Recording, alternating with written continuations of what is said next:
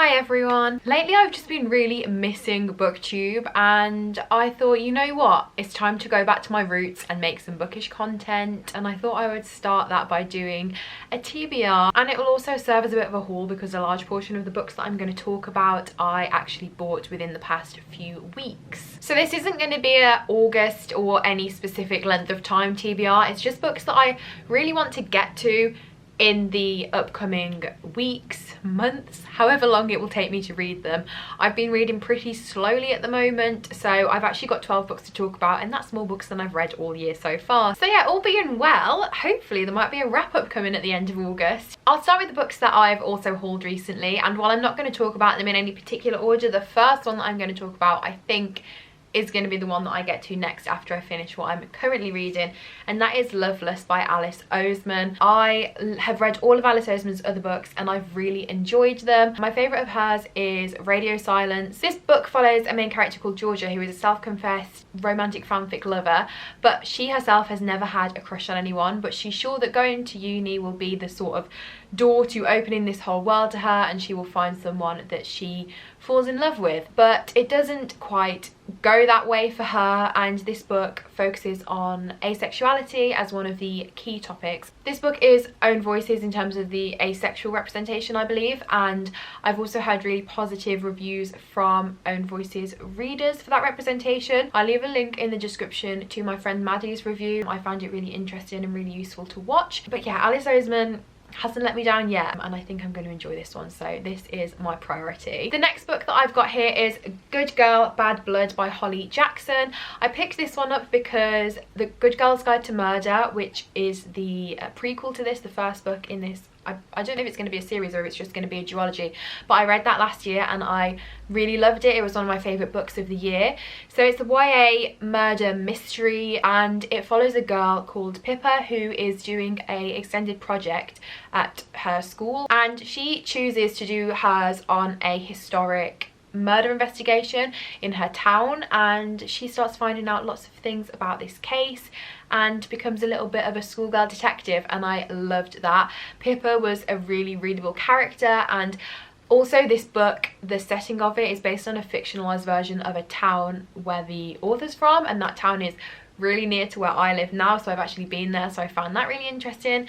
So I'm just really looking forward to seeing how the story continues in this, and if it's anything like the last one, it will be a really fast-paced, fun read. The next book I picked up recently that's on my TBR is Love Boat Taipei by Abigail Hingwen. I mainly picked this up because I am really fascinated with Taiwan and I really want to go there, so I'm always interested in books that are set there. So from what I can gather about the blurb, this book follows a character whose parents send her away to Taiwan for the summer, and she's expecting like a strict program, and instead she finds this place called Love Boat, which, as the blurb says, is a free-for-all where hookups abound, adults turn a blind eye, and the nightlife runs non-stop. Yeah, I'm not sure if it's going to be contemporary or if it's going to be more of a, if there's going to be like fantastical elements to it. I'm really not sure, or like sci-fi and technology. I actually don't know, and I haven't seen any reviews about this one, so I'll be sure to let you know what I think when I finished it. Something a little bit different next, I have Expectation by Anna Hope. The premise of this book intrigues me because it follows three friends who seem to have like the perfect sort of lives, and I'm not sure at what point it begins, but then it goes back to their story 10 years later and things are a little bit different. The back says that each member of this friendship trio craves something that one of the others have, and I think it's going to be all about sort of not really knowing what you're doing in early adulthood, and the sense that everyone else is doing better than you, or just judging particular parts of your life against other people's while not considering the full picture. So for example, you might think your friend has like a really amazing career, but your friend might think that you have a really enviable home situation. I think it's going to be that sort of thing. I'm always now on the lookout for books that sort of focus on that feeling and that time in life, because it is something that's very relatable to me, being in my early 20s. God, I'm so old now. On a similar note, I picked up So Lucky by Dorno Porter. The back of this makes it sound very similar to Expectation in terms of theme, so hopefully again I will enjoy it because of that. I'm just going to read it out because it's so short. It says, every woman's story has two sides. Ruby is a mother, she feels like she's failing. Beth is happily married, she hasn't had sex in a year. Lauren is living the dream. Her happiness is fake news. What if you knew the whole truth? That's literally all I know about this, but as I said, I was looking for books that focused on that sort of time of your life and that sort of vibe. So I would be interested in seeing how this compares to the other one as well, and if they are actually similar, and if so, which one I prefer, because I don't actually know if these three main characters know each other. Another book that I read recently is Six Tudor Queens, Anne Boleyn, A King's Obsession by Alison Weir. I have really got into the Tudors since lockdown began, because just before lockdown began, my obsession with Six the Musical also began. That just inspired me, because I couldn't actually go and see the show, to really research into the time period. I'm interested in the Queen stories in particular. There's a line in Six that I particularly like in the final song that is too many years lost in history, but you can interpret it as actually history or his story, as in Henry VIII's story, and I feel that, you know, so I'm just really interested in finding out more about the Queens. I have been reading at the moment the first book in this series, the Catherine of Aragon one, which is about 600 pages long. I've got about 40 pages left, so I'm hoping that I'm going to finish it today, and then hopefully then I can talk about it on camera. But I have loved it. I thought, and I was really worried that it was going to put me into a reading slump because it's so long and I haven't really read much recently. I thought it would just put me off and it would be really slow and dry, because I haven't really delved into historical fiction much before, but I have really loved it. I found it way easier to keep track of all the characters and the storylines than I thought I would. I found it fascinating to learn about things that I didn't know that had happened. So I knew Anne Boleyn was a lady in waiting for Catherine of Aragon, but I didn't know Jane Seymour also worked for the Queen, and I didn't know that Jane and Anne were like there at the same time. And the bit that I've just got to, Jane has been sent away to be lady in waiting, or at least some form of work for Anne Boleyn, and it's just fascinating. So yeah, I'm really enjoying it.